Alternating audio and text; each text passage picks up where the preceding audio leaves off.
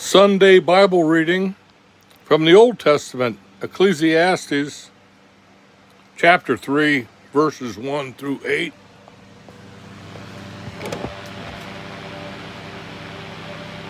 See if I can get this without being fuzzed up. A time for everything. There is an appointed time for everything, and there is a time for every matter under heaven. A time to give birth and a time to die. A time to plant and a time to uproot what is planted. A time to kill and a time to heal. A time to tear down and a time to build up. A time to weep and a time to laugh. A time to mourn and a time to dance. A time to throw stones and a time to gather stones. A time to embrace and a time to shun embracing. A time to search and a time to give up as lost. A time to keep and a time to throw away. A time to tear apart and a time to sew together. A time to be silent and a time to speak. A time to love and a time to hate. A time for war and a time for peace.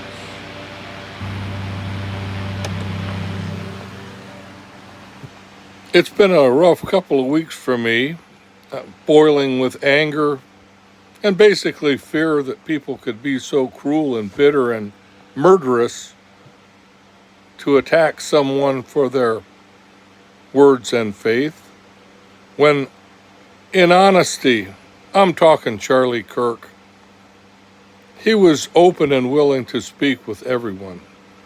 He was opinionated and he was honest and true to his faith. And he spoke of the living Christ, that Jesus had risen. And all these words, Old Testament and New, that he is part of. He is the Word.